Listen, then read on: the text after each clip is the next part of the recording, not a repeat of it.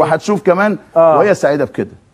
زوجتي خريجه جامعيه، ابوها واحد من كبار رجال الاعمال وكبار تجار الرخام في مصر، عنده بدل من المصنع 3 مصانع، من عيله ميسوره الحال، عيله لها املاك من فضل الله سبحانه وتعالى. واحد.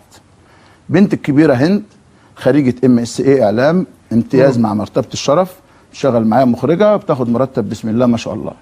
بنتي الثانيه سلمى خريجه MSA اعلام مع مرتبه الشرف، متجوزه واحد من كبار رجال الاعمال، بسم الله ما شاء الله، بيتها وفيلتها وحياتها وعربيتها، بسم الله ما شاء الله، تصرف على قطر واللي في قطر.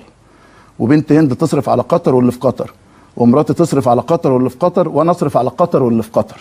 يعني انت لم تطلب منه انه بنتك تشتغل في قطر؟ بص يا استاذ وائل، بص يا استاذ وائل، انا اولادي عمرهم ما يخرجوا بره مصر، لا بنين ولا بنات.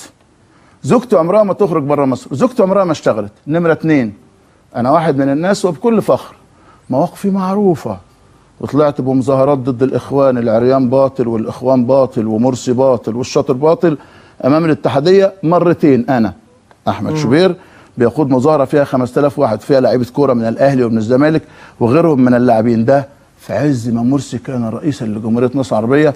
الفيديوهات عند حضرتك لو عايز تشوفها او عايز تطلعها، او الاخراج او الاعداد عند حضرتك لحق يجهزها. انا لما رحت قطر مع بعثه منتخب مصر، لما كانت بتلعب مباراه وديه في قطر، اكبر واحد عرض عليه مبلغ من الجزيره اللي كانت هتتحول